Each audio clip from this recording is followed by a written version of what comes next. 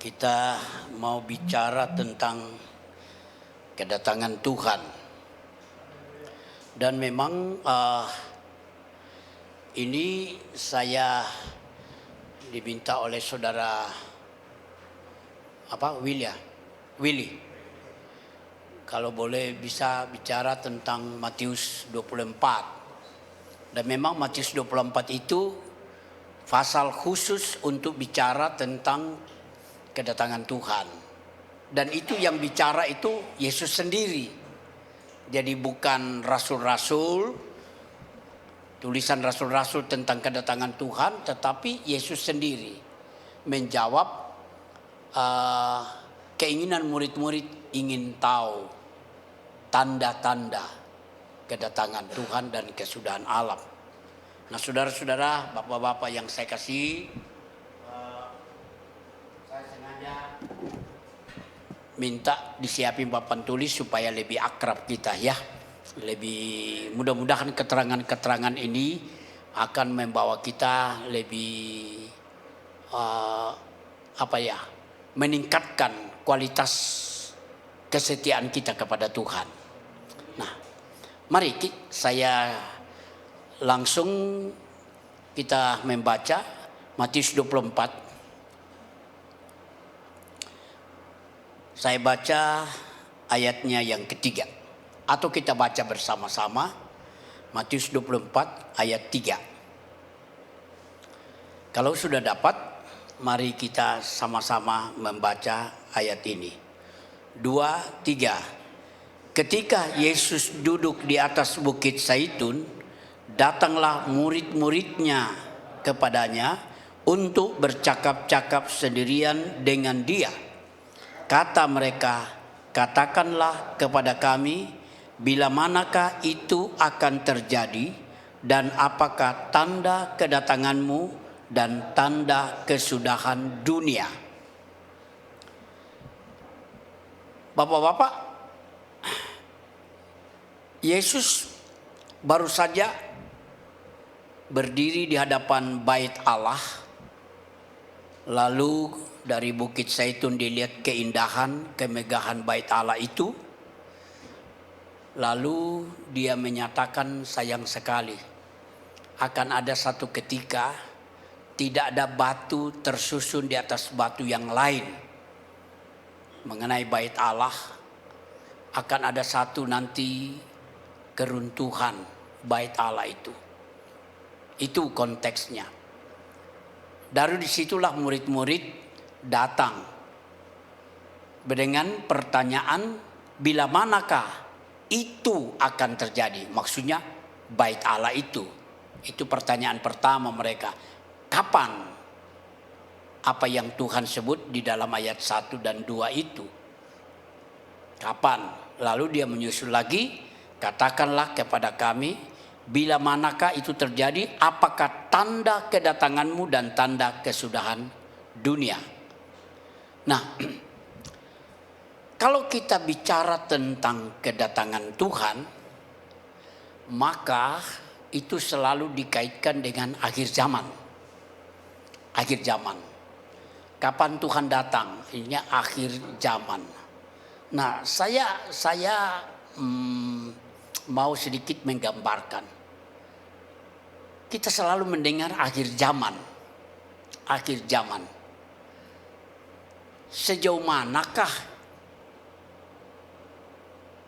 pemahaman kita soal akhir zaman? Saya rindu sebelum kita membahas kedatangan Tuhan, karena kedatangan Tuhan tidak bisa dilepaskan dengan zaman. Nah, kita mau menakar, kita hidup kira-kira dalam zaman kondisi bagaimana di akhir zaman itu. Nah, kalau kita memperhatikan Alkitab, cerita dari Kejadian sampai Wahyu, Perjanjian Lama sampai Perjanjian Baru, maka zaman-zaman di dalam Alkitab itu punya karakteristik yang bisa dibagi 3 zaman. Yaitu zaman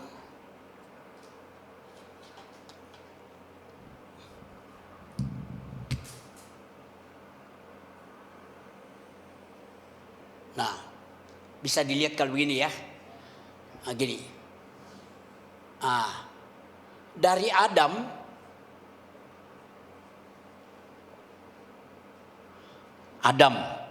sampai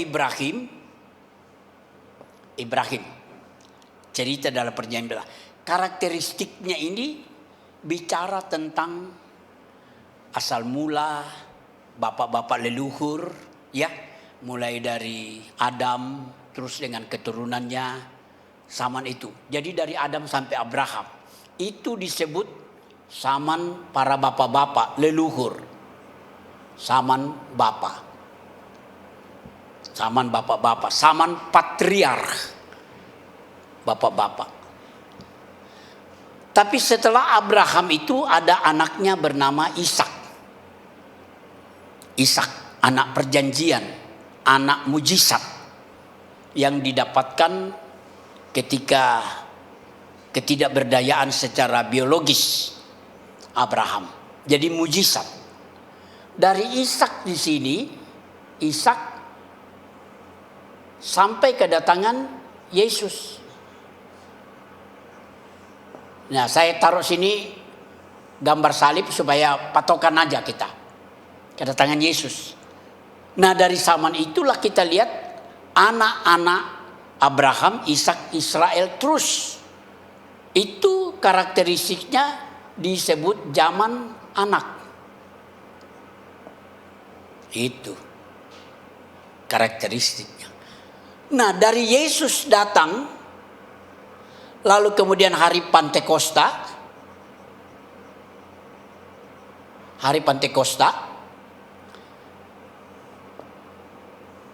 sampai nanti hari kiamat, zaman Roh Kudus.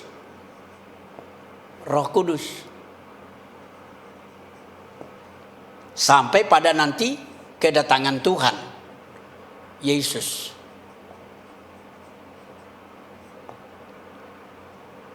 Kita tidak tahu kapan. Jadi karakteristik dalam Alkitab itu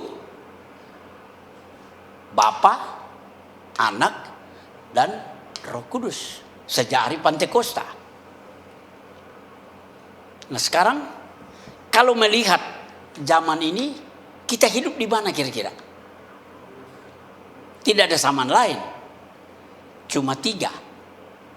Jadi kalau dibilang akhir zaman, ya ini akhir dari beberapa zaman. Inilah zaman yang akhir. Zaman akhir. Tidak ada zaman lain lagi kita hidup. Sebab kalau Yesus datang, kesudahan alam semua.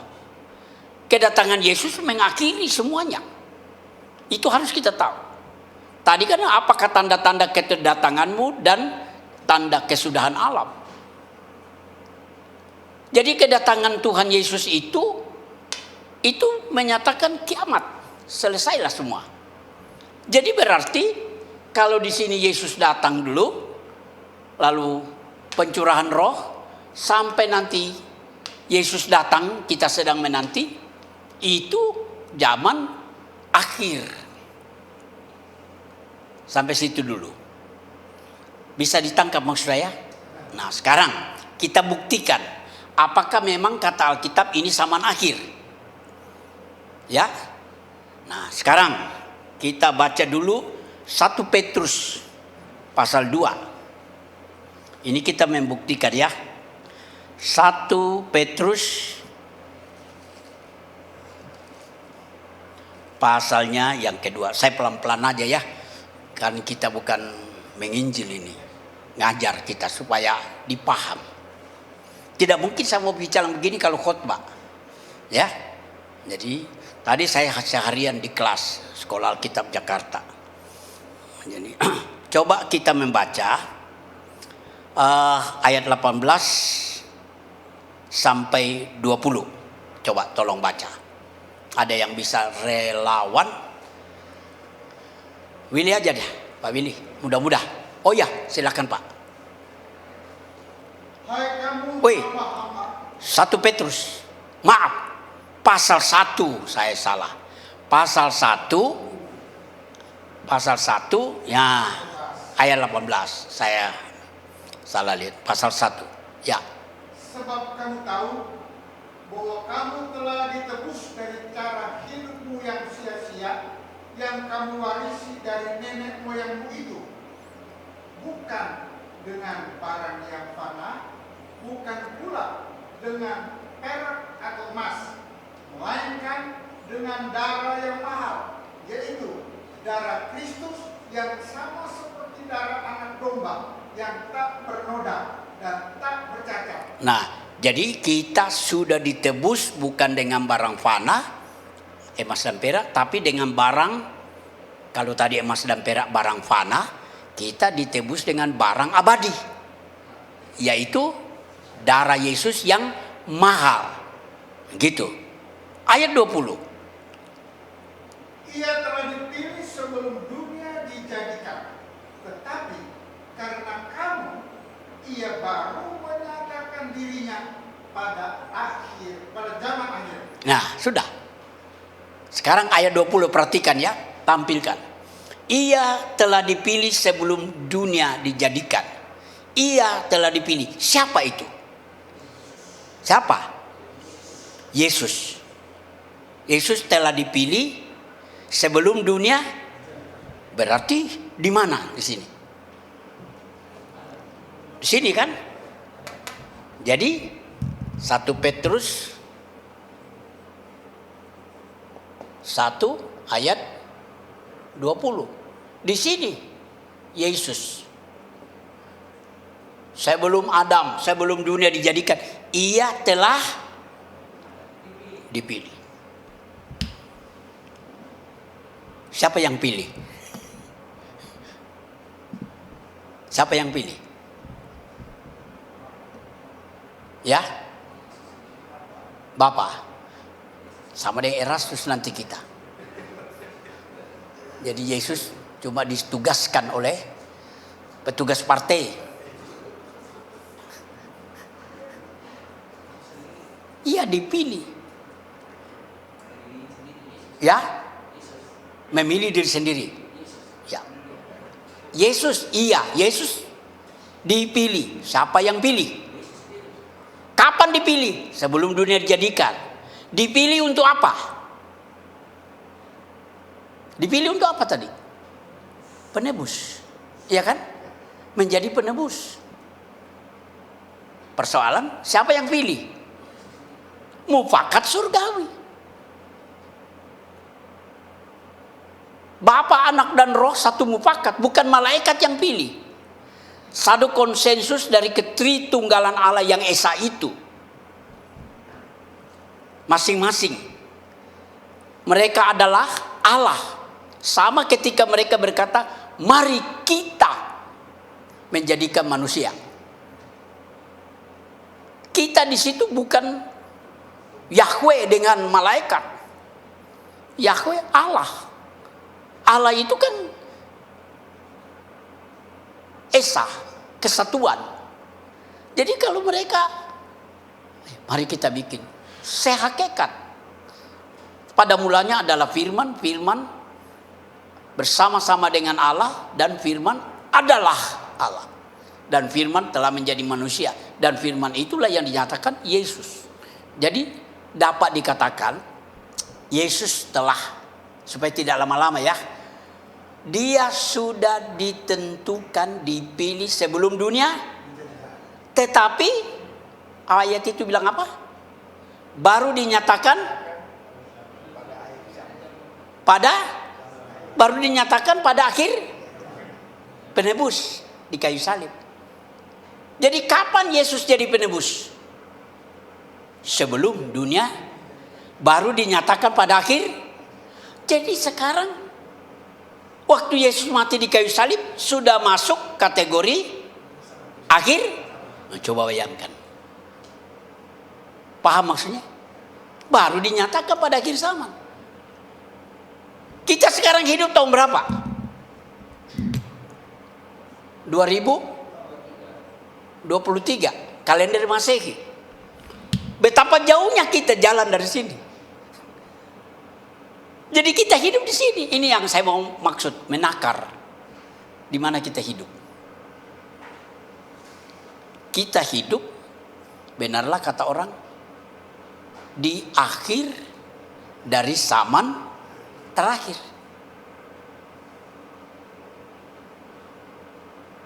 Saudara dan saya hidup. Malam ini kita hidup di sini. Padahal ini sudah terakhir.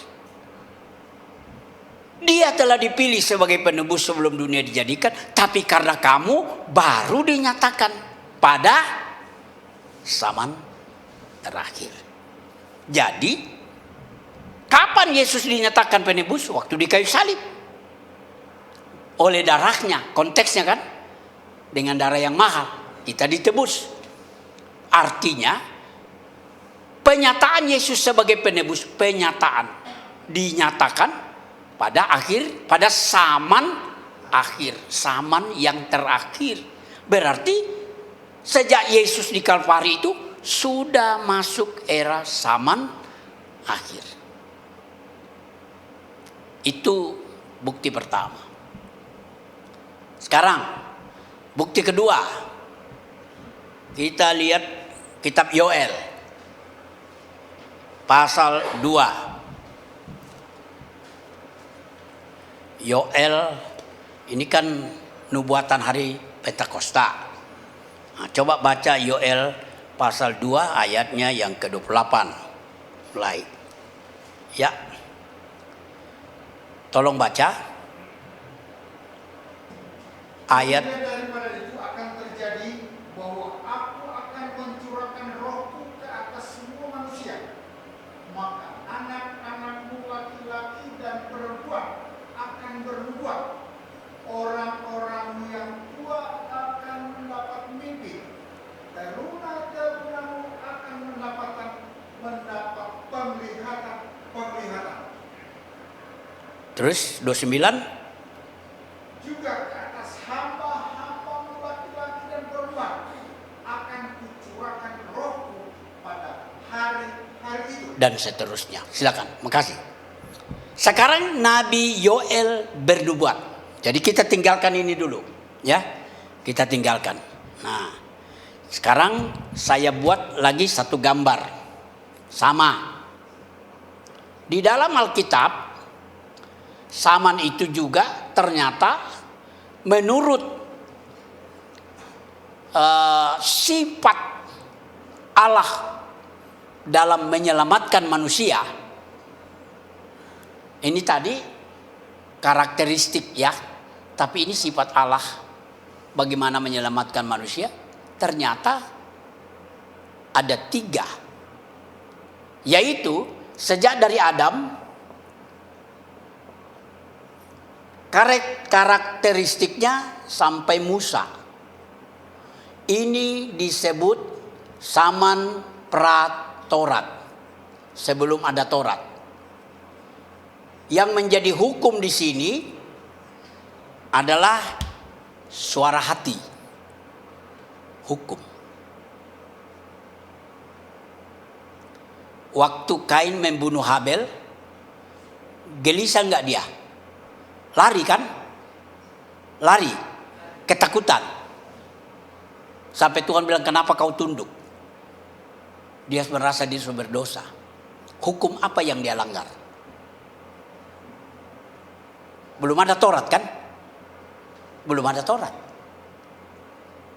Belum ada Taurat. Hatinya menjadi Taurat. Kata Roma pasal 2. Suara hati. Nah.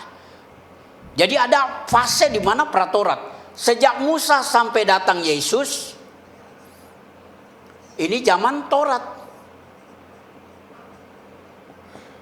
Gitu. Bukan dengan perbuatan. Kalau Taurat kan perbuatan. Lambang-lambang semua, menyembelih seekor domba kalau ada pengampunan dosa, enggak. Sekarang Yesus akhiri semua. Yesus akhiri. Orang mau diselamatkan harus melalui Taurat, hukum Taurat. Tapi ternyata nggak bisa. Maka setelah Yesus itu datanglah satu zaman yang cirinya sangat lain. Itulah disebut zaman anugerah. Kenapa dikatakan anugerah? Bukan perbuatan. Kita tidak harus ikut Taurat untuk diselamatkan. Iman kepada Yesus. Dimudahkan. Ini zaman Taurat. Anugerah. Nah, hubungannya dengan Yoel. Yoel itu bernubuat kira-kira sebelum Yesus di sini. Yoel pasal 2. 7 abad sebelum Masehi. Kalau Musa ini kira-kira 1500 tahun sebelum Masehi. Dari Yesus 1500. Nah ini 700 tahun. 700 tahun kurang lebih sebelum Yesus. Dia bernubuat di sini. Kemudian daripada itu, dalam terjemahan lain dibilang pada kesudahan alam. Maksudnya pada akhir zaman. Coba kita recek ayat itu, Yoel pasal 2, dikutip oleh Petrus ketika hari Pentakosta. Coba kita lihat. Ketika hari Pentakosta, mereka dipenuhi dengan Roh Kudus. Lalu orang kira mabuk kan? Iya. Tahu kan cerita itu. Orang kira mabuk, lalu Petrus berdiri. Jangan kamu kira kami mabuk. Tapi inilah yang disabdakan Nabi Yoel. Nah, baru dia tulis, dia kutip Kisah Rasul pasal 2 ayat 17. Baca dulu ayat 16 dan 17. Coba baca. Kisah 2 ayat 16 17. Tetapi itulah yang difirmankan Allah dengan perantaran Nabi Yoel.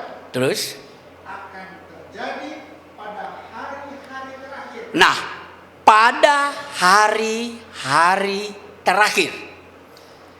Dalam beberapa terjemahan, pada akhir zaman. Hari-hari terakhir.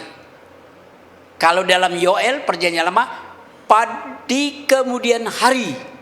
Ya, jadi menjangkau jauh. Sekarang hal yang sama, ayat yang sama, Petrus menyatakan bahwa hari-hari terakhir. Terus Demikianlah firman Allah, bahwa Aku akan mencurahkan Rohku ke atas semua manusia, maka anak-anakmu laki-laki dan perempuan akan bernubuat, dan teruna-terunamu akan mendapat penglihatan, dan orang tuamu yang tua akan mendapat mimpi. nah, sampai situ aja. Sama itu nanti kitab Yoel. Jadi di sini Petrus ulangi. Ketika 50 hari setelah Yesus bangkit, 50 hari. Mereka dipenuhi Roh Kudus, mereka berbahasa roh dan sebagainya.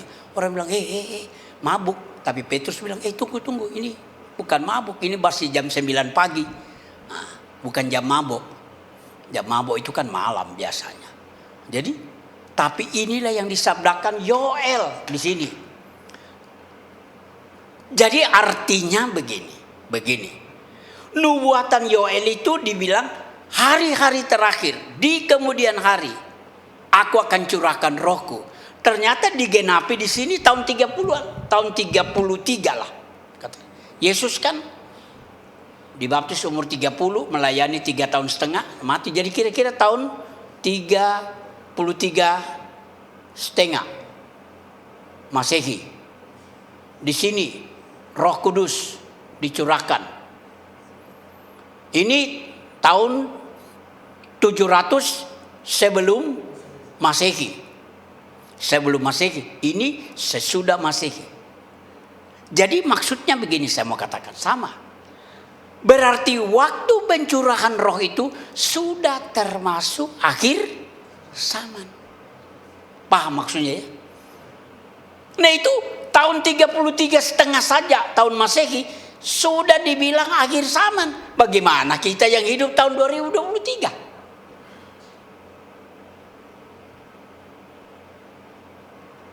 Nah, ini saya gambarkan supaya kita tahu, wih, zaman kita ini sudah jauh banget kita. Kita berada satu fase zaman terakhir. Kalau di sini zaman Roh Kudus, ini zaman anugerah. Kenapa dikatakan zaman anugerah? Karena dulu orang mau selamat harus jadi Yahudi. Tapi setelah Allah curahkan rohnya, berubah. Semua suku bangsa diberi kesempatan. Itu sebabnya di situ dikatakan, aku akan mencurahkan rohku kata semua.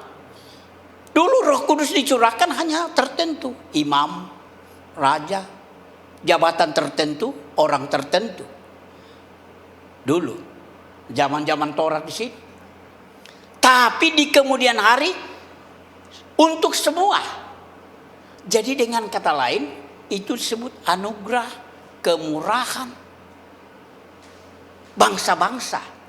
Sampai dikatakan di situ, barang siapa, tolong yang menyebut nama Tuhan. Bisa lanjut itu Pak. Tadi di anu saja di Kisah Rasulnya aja baca. Ayat 12. Ya. Juga ke atas hamba-hambaku laki-laki dan perempuan akan kucurahkan rohku pada hari-hari itu. Bayangkan, hamba-hamba perempuan juga boleh. Dulu jarang. Laki-laki dengan tugas-tugas tertentu. Terus. Dan mereka akan berbuat. Terus. Dan aku akan mengadakan mujizat-mujizat di atas, di langit, dan tanda-tanda di bawah, di bumi, darah dan api, dan gumpalan-gumpalan asap. Ya, lanjut. Matahari akan berubah menjadi gelap gulita, dan bulan menjadi darah, sebelum datangnya hari Tuhan. Ya. Hari yang besar dan mulia itu. Nah, akan ada tanda-tanda sebelum hari Tuhan datang. Ini tetap saja prinsipnya sama. Zaman anugerah Yesus. Terus. Dan barang siapa yang berseru kepada nama Tuhan. Barang siapa yang berseru. Artinya, baca terus ayat itu. Akan diselamatkan. Akan selamatkan. Jadi bukan harus menjadi orang Yahudi dulu. Barang siapa artinya siapa saja. Terbuka. Jadi disebut zaman anugerah terbuka untuk semua suku bangsa. Zaman kemurahan. Jadi kita berada di sini. Sejak saat itu, makanya jangan heran setelah Roh Kudus dicurahkan, bagaimana Tuhan bekerja. Petrus ada 3.000 orang bertobat, ya kan? Tidak semua, ada orang-orang Yahudi yang di situ, ada dari Roma, ada dari mana. Lalu kemudian Cornelius bertobat seisi rumah, kepala penjara bertobat dalam Kisah Rasul, suku-suku bangsa. Sejak itu karya penyelamatan Allah beda. Dulu melalui Taurat, sekarang iman, percaya kepada Yesus.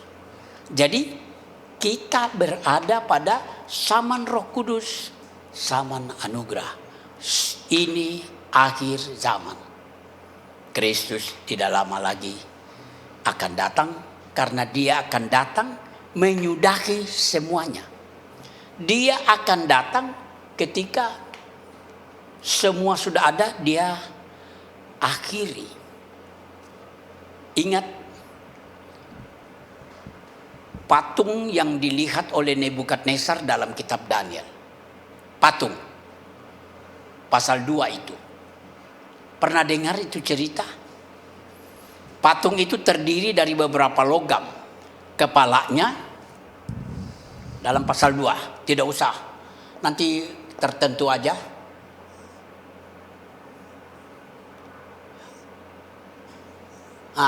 Gambar gitulah. Kepalanya dari emas. Patung.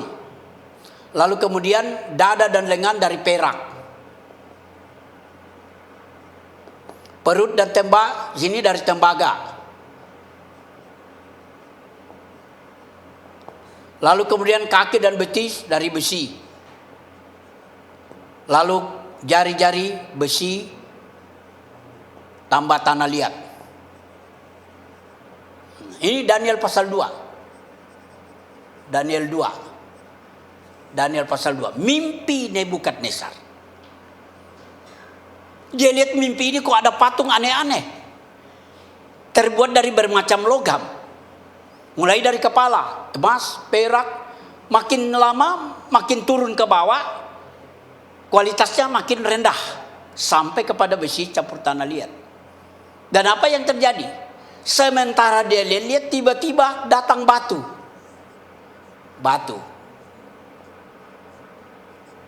Ya. Batu. Dari sebuah gunung yang tidak ada yang tolak, batu itu datang menimpa kaki. Hancurlah seluruh patung ini. Bukan menimpa kepala, kakinya.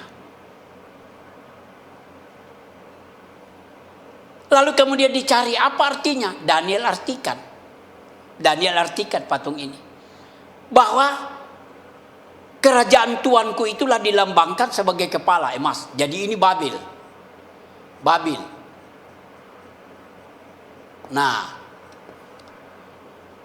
dia katakan setelah kerajaan Babil nanti akan muncul satu kerajaan lagi, yaitu kerajaan Persia yang menguasai dunia. Setelah kerajaan Persia nanti akan muncul tembaga. Sejarah mencatat Persia dikalahkan oleh kerajaan Yunani. Setelah kerajaan Yunani akan muncul kerajaan yang keras itulah Roma. Zaman Yesus. Roma. Nanti setelah Roma itu, sekarang Roma sudah runtuh.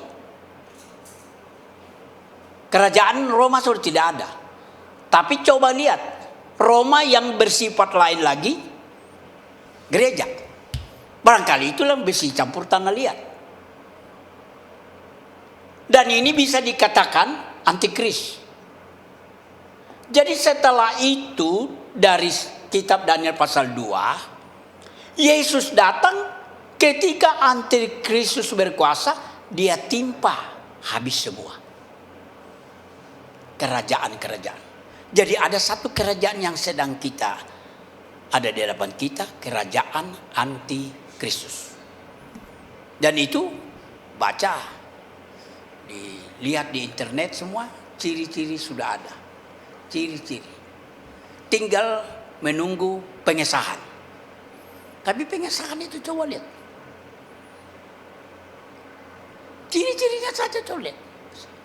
Di depan gedung apa itu? Lambang si antikris itu sudah, gereja setan sudah ada. Dan orang anggap biasa-biasa aja, tapi menurut kita Alkitab itu sudah tanda-tanda.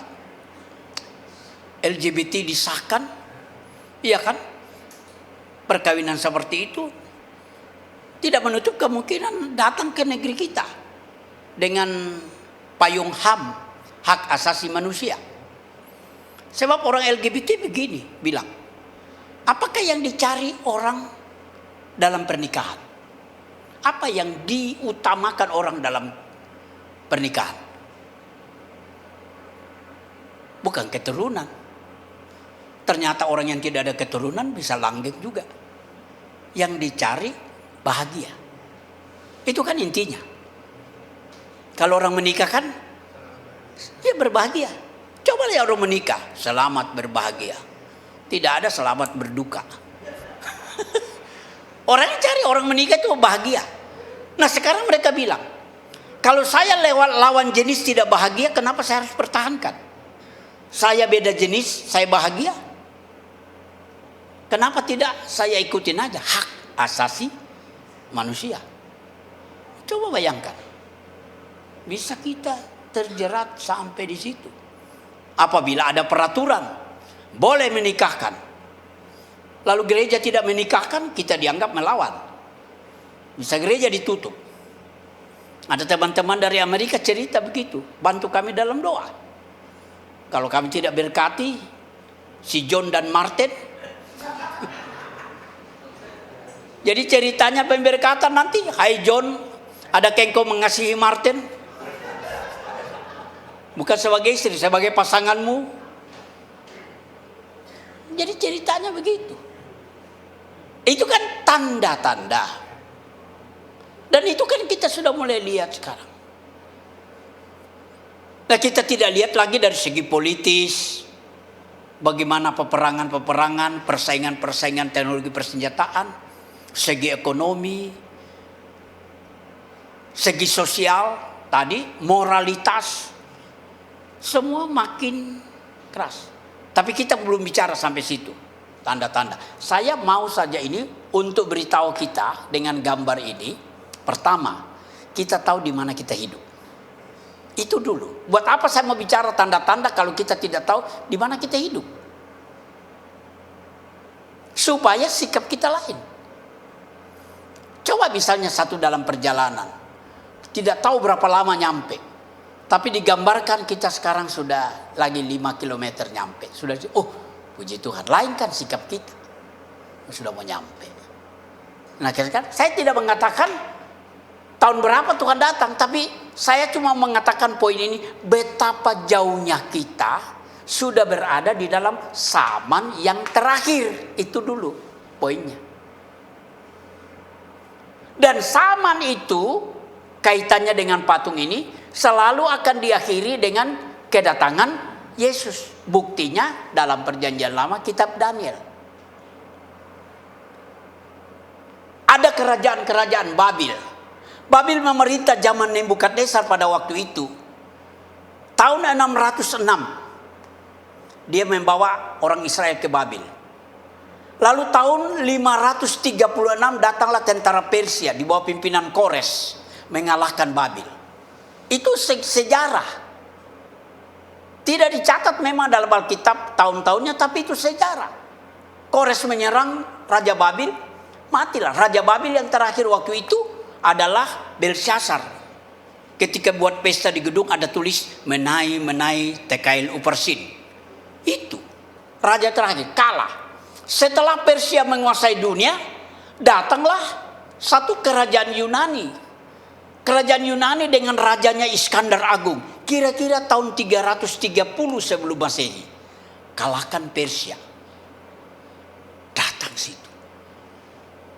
Oh, Raja Iskandar Agung luar biasa. Kerajaan Yunani.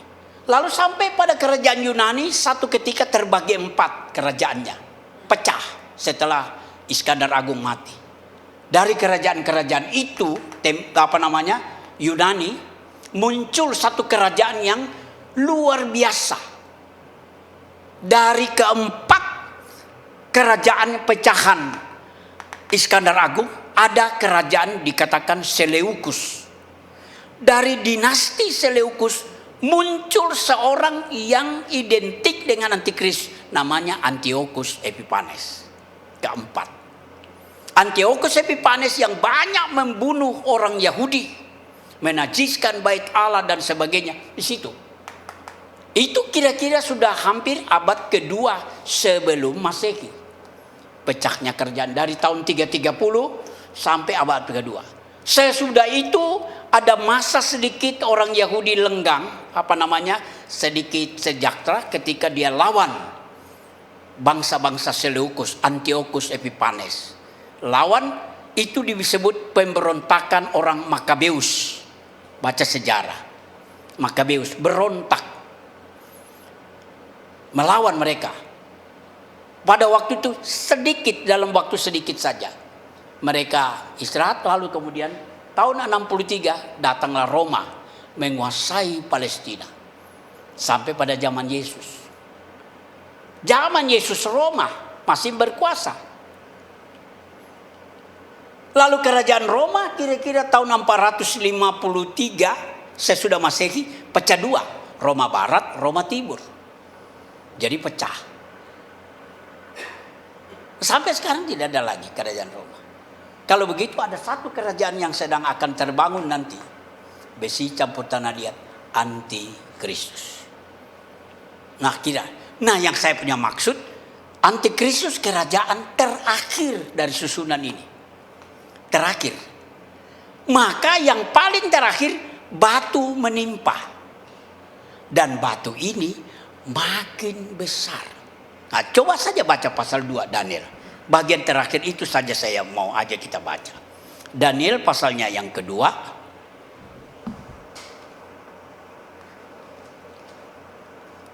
Ya, Daniel pasalnya yang kedua. Ayat 32 sampai 34 tolong baca. Daniel 2 ayat 32 34. Adapun batu itu kepalanya dari emas tua, dada dan lengannya dari perak, perut dan pinggangnya dari tembaga, sedang pahanya dari besi, dengan kakinya sebagian dari besi, sebagian lagi dari tanah liat. Terus. Sementara tuanku melihatnya, terungkit lepas sebuah batu tanpa perbuatan tangan manusia. Terus. Lalu menimpa batu itu tepat Pada kakinya, yang dari besi dan tanah liat itu, sehingga remuk. Nah, remuk itu mimpinya. Sekarang artinya, Daniel artikan. Coba baca. Artikan dalam ayat 39. Ketika dia terartikan. Tetapi sesudah tuanku akan muncul suatu kerajaan lain yang kurang besar dari kerajaan tuanku. Nah, sesudah tuanku Babil akan muncul kerajaan. Itulah kerajaan Persia. Lebih rendah dari Babil, emas, perak. Terus. Kemudian suatu kerajaan lagi, yakni yang ketiga, dari tembaga. Tembaga. Terus. Itu yang akan berkuasa atas seluruh bumi. Sesudah itu akan ada suatu kerajaan yang keempat. Yang keempat. Yang keras seperti besi. Seperti besi. Tepat seperti besi yang meremukkan dan menghancurkan segala sesuatu, dan seperti besi yang menghancurkan, maka kerajaan ini akan meremukkan dan menghancurkan semuanya. Terus. Dan seperti Tuhan melihat kaki dan jari-jarinya sebagian dari tanah liat, tukang periuk, dan sebagian lagi dari besi. Itu berarti bahwa kerajaan itu terbagi. Memang kerajaan itu juga keras seperti besi, sesuai dengan yang Tuhan lihat. Besi itu bercampur dengan tanah liat. Terus. Tetapi sebagaimana jari-jari laki-laki, Kaki. Jari-jari kaki. sebagian dari besi dan sebagian lagi dari tanah liat, Demikianlah. Terus. demikianlah kerajaan itu akan menjadi keras sebagian dan rapuh sebagian. Nah, lompat aja 44. Jadi sudah diceritakan 44. Tetapi pada zaman raja-raja, Allah semesta langit akan mendirikan suatu kerajaan yang tidak akan binasa. Nah, terus Sampai selama-lamanya, dan kekuasaan tidak akan beralih lagi kepada bangsa lain. Kerajaan itu akan meremukkan segala kerajaan dan menghabisinya, tetapi kerajaan itu sendiri akan tetap untuk selama-lamanya. 45.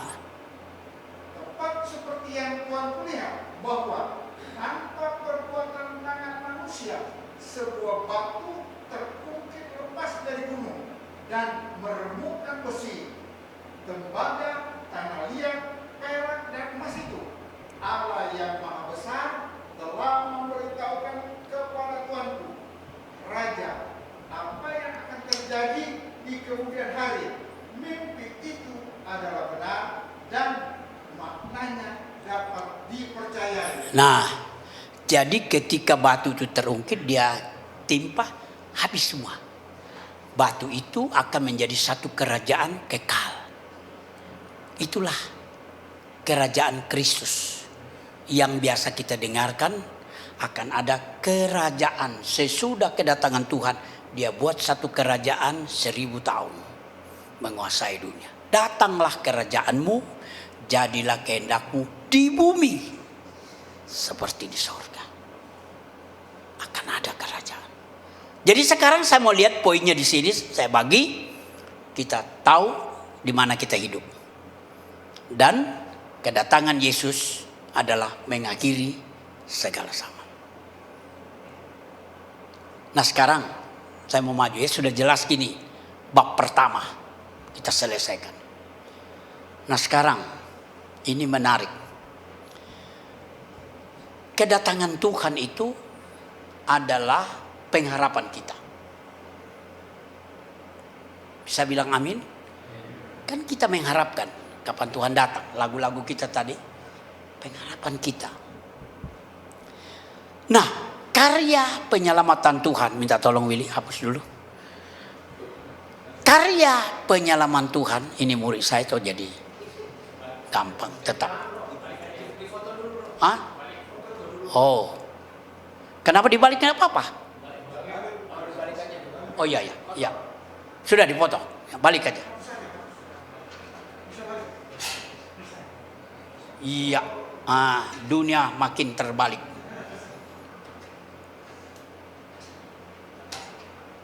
Ya, nah, udah. Sekarang kita ambil 5 karya Allah. Ia lahir untuk kita. Kemudian dia mati untuk kita. Dia bangkit untuk kita. Dia naik ke surga untuk kita. Sekarang ia datang untuk kita. Nah, tahukah saudara, dari 5 ini karya Allah, berapa yang sudah digenapi? 4. Berapa lama kurun waktu 4 itu? Berapa?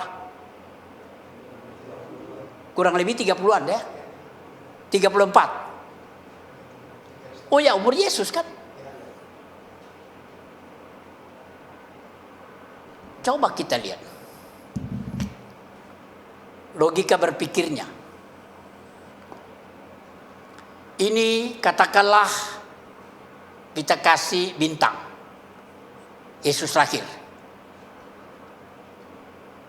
Sesudah itu umur 30 tahun Yesus dibaptis, merpati. Dibaptis. Jadi ini 30. Lalu 3,5 tahun. 3,5. Dia melayani, disalib. Salib. Lalu 3 hari. 3 hari dia bangkit. 40 hari kemudian naik. Coba ini lahir, mulai dibaptis, mati, bangkit, naik. Nah, kita tidak usah tulis baptisnya. Ini mulai pelayanan. Lahir 1, 2, 3, 4. Ini kurun waktu berapa tahun? 3,5 tambah 50 hari katakanlah 34 kita bulatkan. 34 tahun. 4 hal terjadi. Cuma 34 tahun. Yang satunya seberapa? Ternyata yang satu itu masih di sini, datang. Tahun 2023. Kita salah, anggaplah besok Tuhan datang. Kok lama sekali? Iya kan? Sedangkan Yesus bilang, aku tidak tinggalkan kamu piatu. Aku akan datang kembali. Kapan dia datangnya? Maka jangan heran. Pada waktu itu gereja mula-mula, jemaat mula-mula, termasuk rasul, Pemahaman mereka itu Yesus tidak lama lagi datang.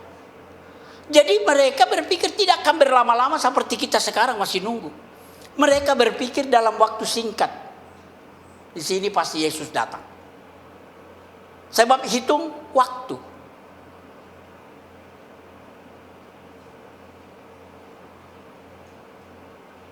Gereja mula-mula. Tapi ternyata ilhaman Roh Kudus memberikan mereka pemahaman. Tidak seperti itu. Sehingga ada teori yang menyatakan bahwa kedatangan Yesus itu sudah terjadi ketika Roh Kudus dicurahkan. Ada teori yang mengatakan. Kan cuma 50 hari. Yesus sudah datang, sudah terpenuhi.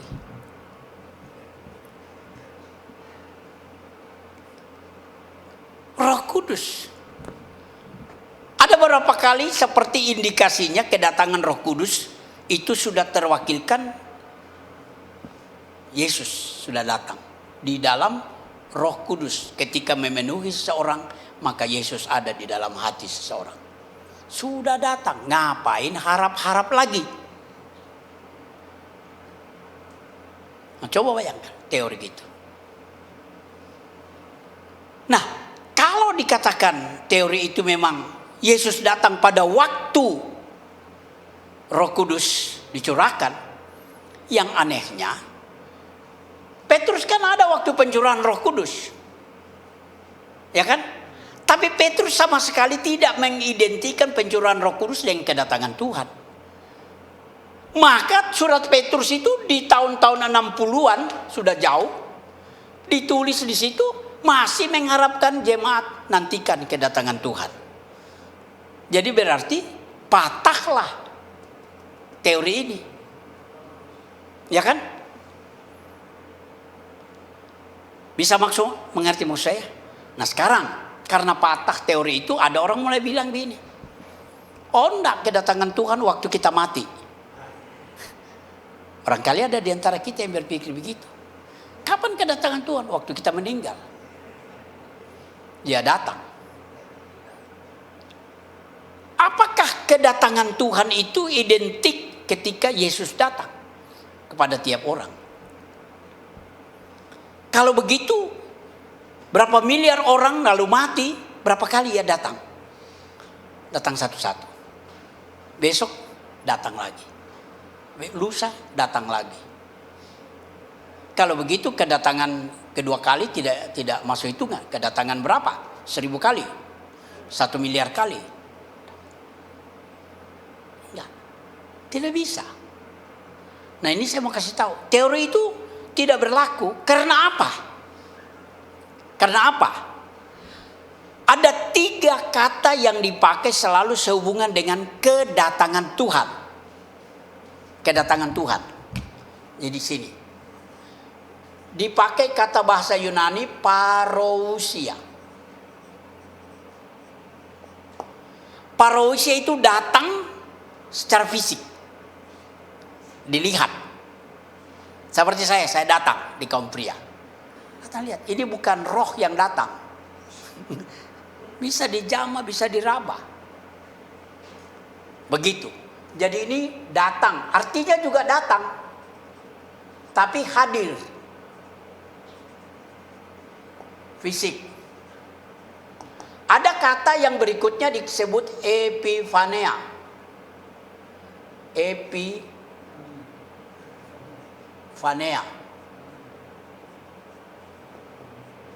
Ini juga artinya datang, tapi dengan kapasitasnya.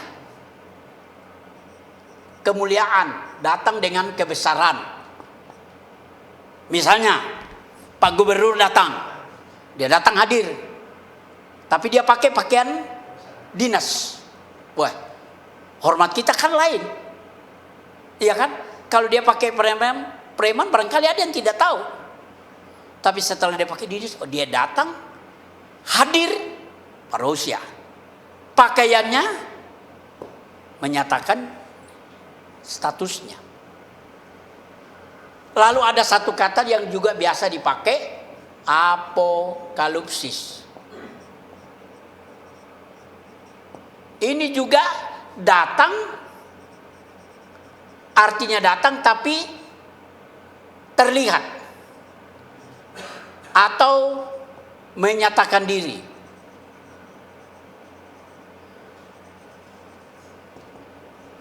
Sebelum saya datang, saudara tidak lihat saya. Tapi begitu saya datang, saya mengkelihatankan diri. Paham?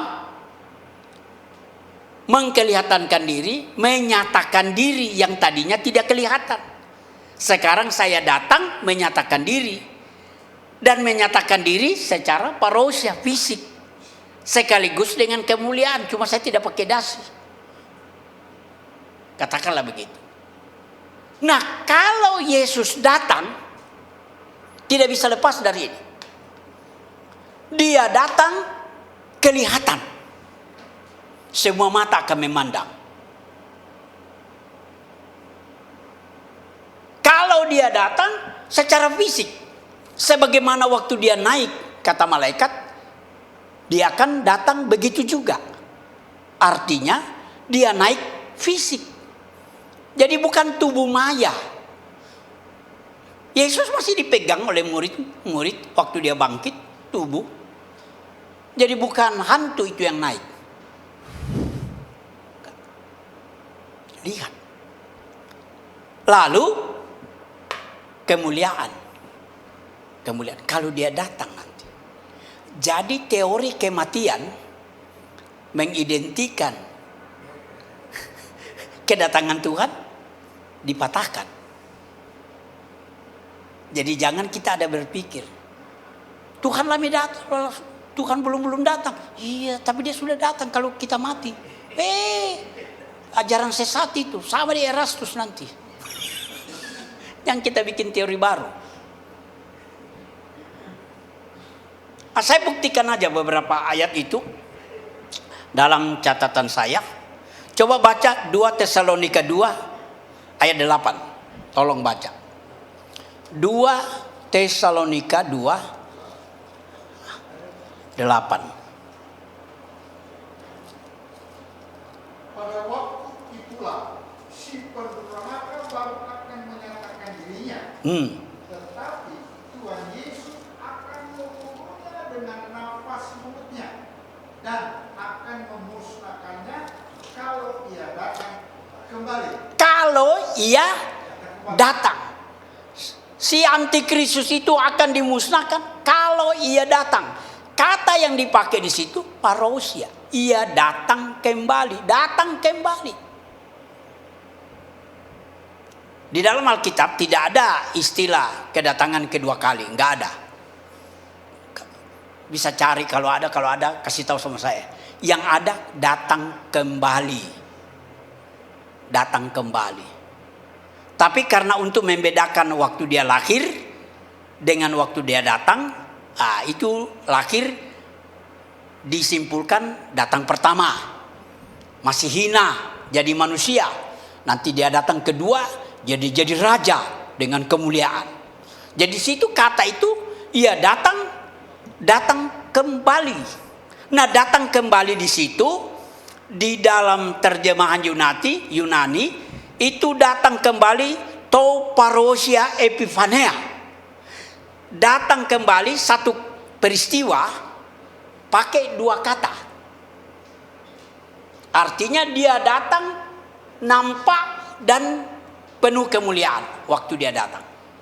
Sebab ada yang membedakan teori Yesus datang dua kali itu ada 2A, ada 2B. Kayak mikrolet aja dia. 6A. Enggak. Ada teori gitu. Nanti saya jelaskan. Nah, kita bicara dulu ini untuk menangkal teori-teori begitu. Dia datang. Nah, satu lagi. 1 Timotius 6 ayat 14. 1 Timotius 6 ayat 14. Tolong. Turutilah perintah ini dengan tidak bercacat dan tidak bercela, hingga pada saat Tuhan kita Yesus Kristus menyatakan dirinya. Menyatakan dirinya. Di situ dia parousia, dia datang menyatakan diri sekaligus yang tadi tidak nyata, sekarang dia nyata. Ini surat Paulus kepada Timotius. Kalau memang kedatangan Tuhan sudah terwakilkan dalam hari Pentakosta, itu sudah lewat. Kenapa Paulus masih bilang kita nantikan kedatangan Tuhan? Jadi sudah terpatahkan semua itu. Nah, ada banyak ayat-ayat lagi. Saya kira cukup saja membuktikan bahwa saya memberikan bahwa kata yang dipakai sehubungan dengan kedatangan Tuhan ada 3, dan itu menyatakan kedatangan sifatnya yang pribadi, kelihatan, dilihat, dan datang dengan kemuliaan. Jadi bukan tubuh maya. Jadi sudah 2 poin kita dapat ya tentang kedatangan Tuhan akhir zaman. Sekarang dia datang secara fisik, dilihat, datang dengan kemuliaan. Jadi kalau dia datang kan kelihatan nanti. Nah, sekarang soal waktu. Kapan ia datang? Kita tidak diberitahu waktu. Tidak ada di dalam Alkitab tanda-tanda hitung-hitung atau apapun tahun berapa Tuhan datang. Walaupun banyak ramal-meramal, kita sudah pernah kan tahu. Nyonya White pendiri Advent itu tahun 1834 dia bilang yang lalu Tuhan akan datang. Tahu sekarang sudah 2023 belum datang juga. Pernah kan ada itu Eko Pujiono ya, di mana itu? Di Manado itu kalau tidak salah. Suruh orang semua pakaian putih, naik ke gunung jual harta. Orang Yesus sudah mau datang, sudah lewat. Jadi ada banyak teori. Hanya karena apa? Kok kapan datang? Belum juga datang. Ini semua sudah terpatahkan. Sekarang bagaimana? Oh ini tidak pernah ada penentuan waktu.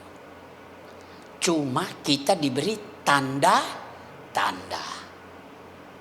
Nah di dalam Matius, coba kita lihat ya. Ada tanda-tanda itu. Sekarang tanda-tanda.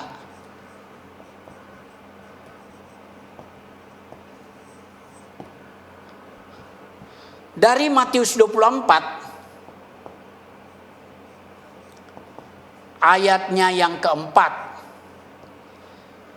Matius 24.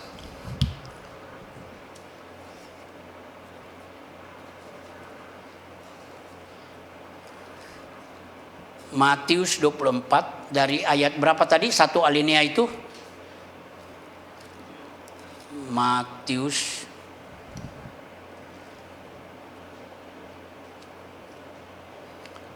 mulai dari ayat 24, lihat di Alkitab saudara, sampai kepada ayat 14. 24 dari ayat 4 sampai 14 itu tanda-tanda. Nanti saudara catat saja apa-apa di situ, ada Mesias palsu. Terus saya baca dengan cepat. Ayat 4. Jawab Yesus kepada mereka, waspadalah supaya jangan ada orang yang menyesatkan kamu. Sebab banyak orang akan datang dengan memakai namaku dan berkata, akulah Mesias, dan mereka akan menyesatkan banyak orang. Jadi Mesias palsu. Kamu akan mendengar deru perang dan kabar-kabar tentang peperangan. Namun berawas-awaslah, jangan kamu gelisah, sebab semuanya itu harus terjadi, sebab itu belum kesudahannya. Bangsa akan bangkit melawan bangsa dan kerajaan melawan kerajaan, akan ada kelaparan itu. Jadi ada perang, ada lapar, dan gempa bumi, tanda-tanda alam di berbagai tempat. Kalau di dalam Lukas dibilang juga ada wabah. Di sini di Matius enggak. Terus, akan tetapi semuanya itu barulah permulaan penderitaan. Jadi apa yang terjadi, bencana-bencana alam, fenomena alam, baru permulaan. Terus, pada waktu itu kamu akan diserahkan supaya disiksa, dan kamu akan dibunuh dan akan dibenci semua orang karena namaku, dan banyak orang akan murtad dan mereka akan saling menyerahkan dan saling membenci. Banyak nabi palsu akan muncul dan menyesatkan banyak orang, dan karena makin bertambahnya kedurhakaan, maka kasih kebanyakan orang akan menjadi dingin. Tetapi orang yang bertahan sampai kesudahannya akan selamat. Dan Injil kerajaan itu akan diberitakan di seluruh dunia menjadi kesaksian semua bangsa. Sesudah itu barulah tiba kesudahannya. Semua catatan di sini, tanda-tanda itu bersifat umum. Umum. Sampai ayat 15. Jadi ada perang sampai sekarang. Dari dulu ada perang. Ada kelaparan, dari dulu ada kelaparan. Penyesat-penyesat guru palsu, dari dulu juga ada. Sampai sekarang masih jalan. Ada, itu sifat umum. Tapi kita melihat lagi bahagian ayatnya yang ke-15. Ayat 15 ini tanda-tanda bersifat khusus. Ayat 15.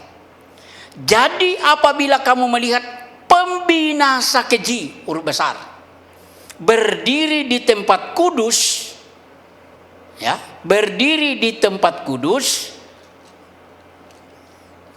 apa? Menurut firman yang disampaikan oleh Nabi Daniel, para pembaca hendaklah memperhatikannya. Maka orang yang di Yudea haruslah melarikan diri ke pegunungan. Orang yang sedang di peranginan di atas rumah, janganlah ia turun mengambil barang-barang dari rumahnya. Dan orang yang sedang di ladang, janganlah ia kembali untuk mengambil pakaiannya. Celakalah ibu-ibu yang hamil atau yang menyusui pada masa itu. Berdoalah supaya kamu melarikan diri itu jangan jatuh pada musim dingin dan seterusnya. 21. Sebab pada masa itu akan terjadi siksaan yang dahsyat seperti yang belum pernah terjadi sejak awal dunia sampai sekarang, dan yang tidak akan terjadi. Dan sekiranya waktunya tidak dipersingkat, maka dari segala yang hidup tidak akan ada yang selamat. Akan tetapi oleh karena orang-orang pilihan, waktu itu dipersingkat dan seterusnya. Jadi bahagian ini dari ayat 15 sampai 28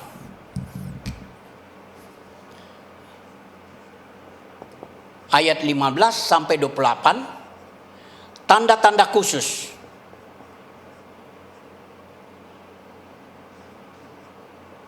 Yaitu datangnya Antikristus, si pembinasa keji.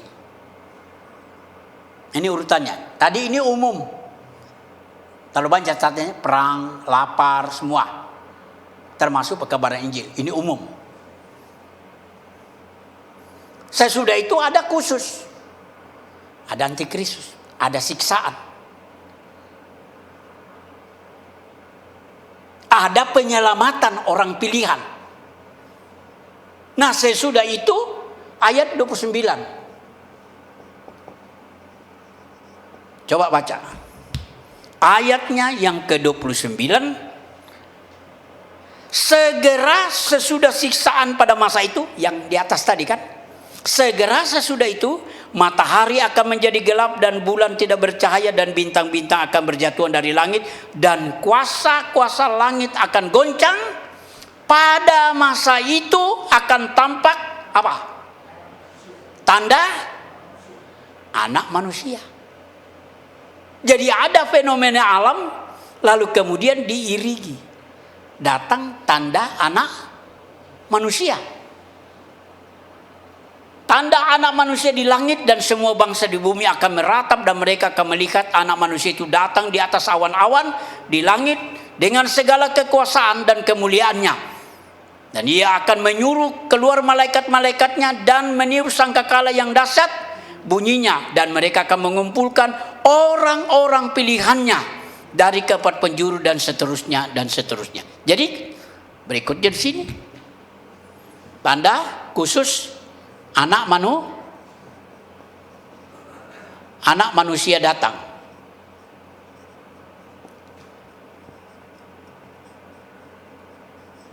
Begitu. Anak manusia datang. Jadi kalau diagramnya ini kita mau buat begini. Ya.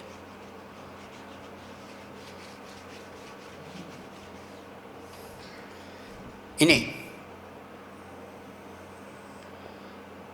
Dimulai dengan tanda-tanda umum.